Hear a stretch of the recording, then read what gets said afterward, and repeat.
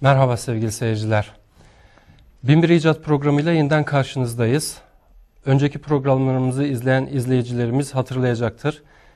Müslüman bilim adamlarının bugünkü medeniyetimize, bugünkü dünyamıza katkılarını tartıştığımız bu programımızda Doçent Doktor Salim Aydüz beyefendi bizlere eşlik ediyor.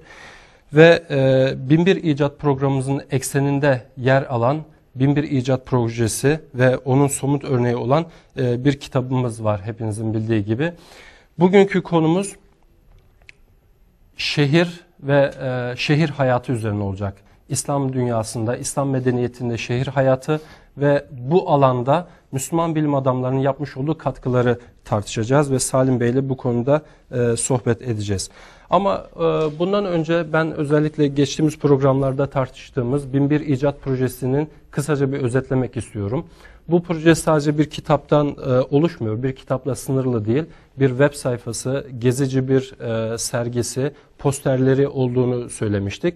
Bugün belki biraz daha posterler üzerine durabiliriz Salim Hocam. Bilhassa benim merak ettiğim ve izleyicilerimize de açıklamak istediğim bir husus, bu posterlerin hazırlanış amacı nedir? Hangi saik ile bunları hazırladınız? Evet, teşekkür ediyorum Sayın Ceylan.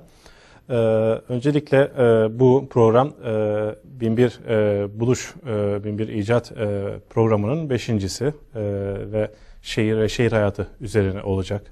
Sizin de belirttiğiniz gibi Binbir İcat kitabını temel alaraktan yaptığımız bu program.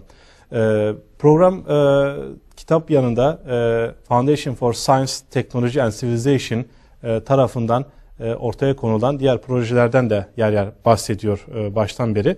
Bugün sizin arzu ettiğiniz posterler üzerinde durmak istiyorum. Bu posterler toplam 10 adet olarak hazırlanmış. 7 poster kitabın 7 bölümünün özeti ve çarpıcı kısımlarını öne çıkartıcı şekilde.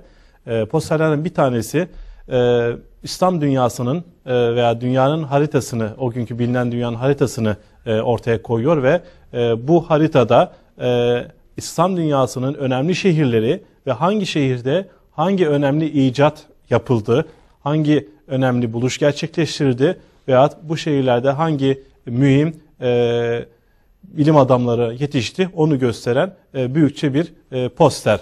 O zaman şöyle diyebilir miyiz? Kitabın ve projenin 7 temel bölümü var ve bu her bir bölümün özetleyen tablet niteliğinde birer posteriniz var. Evet. Ve ama onun dışında genel bir çerçeve göstermek bakımından da böyle büyük bir posteriniz var.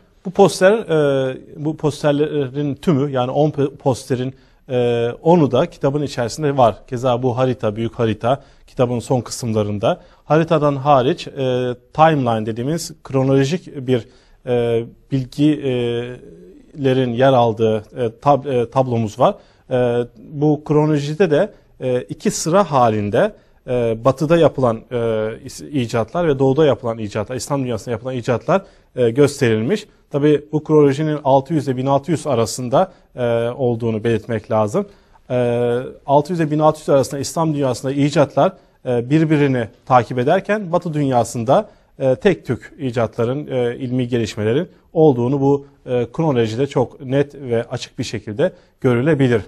7 kitabın bölümü 7 posterle özetlenmiş. Burada bu bölümlerde, kitabın bölümlerinde dikkat çekici şekilde posterlere konulmuş ve ortasına da daha önceki bölümlerde de ifade ettiğimiz gibi biliyor muydunuz şeklinde bir soruyla çarpıcı bir dikkat çekici bir soru yerleştirilmiş ve konuya aslında dikkat çekilmiş. Bu posterlerin amacı anladığım kadarıyla o bölümü özetlemek, evet, en çekici, çarpıcı bir biçimde sunmak, sorularla hayretler uyandırmak ve belki de bir de kullandığı dil itibariyle basit bir şekilde sunarak aslında çok daha geniş bir kitleye sesleniyor. Öyle değil mi? Evet.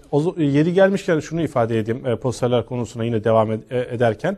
Gerek posterlerde yer alan bilgiler, gerekse kitapta yer alan bilgiler İslam bilim tarihi üzerine yapılan çalışmalara, ilmi çalışmalara dayanmaktadır. Gerek kitapta gerekse posterlerde ilmi kesinliği olmayan bilgiler kesinlikle alınmamış, ihmal edilmiştir. Mesela bir örnek vermek gerekirse pendulum 1000'li yıllarda Mısır'da, Kahire'de İbni Yunus tarafından ilk defa ortaya atılmış, izah edilmiş ve tabiri caizse doğru bir ifadeyle icat edilmiştir. Ancak bu konuyla ilgili 10 bilim adamından 9'u icat ettiği yönde olumlu görüş bildirirken bir tane bilim adamı icat ettiği konusunda hemfikir olmadığını ifade ediyor. Yani bu bilgi artık kesinlik arz eden bir hükümdür. Ancak biz bu tür ufacık bir şüphe bile olan bilgileri kitabımızda ve posterlerimizde almadık. Yani özetle kitabımızdaki bilgiler, posterlerdeki bilgiler süzülmüş, kesinliği ortaya konulmuş bilgilerden ibarettir. Peki. Posterlerle ilgili bu genel girişten sonra ben aslında bugünkü konumuza dönmek istiyorum. Bugün programımızın 5. bölümünü yapıyoruz ve konumuz İslam şehir hayatı, İslam medeniyetinin şehirciliğe katkıları, şehir planlamaları, mimari, peyzaj gibi konuları tartışacağız bugün. Bu anlamda şehir hayatıyla ilgili bir posteriniz var. Our Towns, yani bizim şehirlerimiz dediğiniz bir poster. Bu posterde ön plana çıkan vurgu nedir? Evet, bu posterde de yine diğer posterlerde olduğu gibi bizim şehrimiz ya bizim kasabamız şeklinde bir başlıkla başlıyor ve yine ortasında biliyor muydunuz şeklinde bir soru var. Bu soru bizim çok yakından aşina olduğumuz, hatta yani olmadığını düşündüğümüz zaman hayretler içinde kalacağımız bir konuyu soruyor. Avrupa'da hamam kavramının 17. yüzyılda ortaya çıktığını biliyor muydunuz diyor. Tabii Avrupa'da daha önce de Roma döneminde, yani 5. asırdan önce Romalılar döneminde bazı umumi hamamlar vardı. Ancak Roma'dan sonra 17. asra kadar, 1670'lere kadar hamamın unutulduğunu, temizlik anlayışının olmadığını ve 1670'lerden sonra Avrupa'da ilk defa hamamların açılmaya başlandığını dikkatini çekiyor. Onun haricinde tabii şehirle ilgili olduğu için mimari konusuna dikkat çekiliyor. Şehirlere dikkat çekiliyor. Şehirdeki bazı ticari mekanlara, kağıt endüstrisine ve benzeri ticari merkezlere de keza bu posterde dikkat çekiliyor. Aslında İslam şehircilik tarihi ya da şehir tarihi tartışmasına girdiğimizde İslam şehri kavramının da akademik çevrelerde çokça tartışıldığını görüyoruz. Yani İslam şehri diye bir şeyden bahsedebilir miyiz şeklinde tartışmalar çok fazla. 70'li yıllardan itibaren başlayan ve günümüze kadar devam eden ve bu alanda yazı yazmış birçok akademisyen var. Bunun bilincindeyiz. Ve genellikle Arap dünyasından, yani Arap Yarımadası'ndan Mağrib'e kadar, Anadolu'ya kadar aslında İslam şehrinin zaman zaman farklılaştıklarını da görürüz. Mimari açısından olsun, başka yönlerden olsun. Ama bu akademisyenlerin vurguladıkları birkaç nokta var ki gerek Arap Yarımadası'nda olsun, gerek Mağrib'de olsun ya da Anadolu'da olsun bu İslam şehirlerinin belli ortak özellikleri var. İşte merkezinde bir caminin olması, pazar yerinin olması, ilim ya da eğitim kurumlarının olması, medrese gibi, kütüphane gibi birçok ortak özellikler var. Ya da bir hamamın olması, az önce bahsettiğiniz üzere.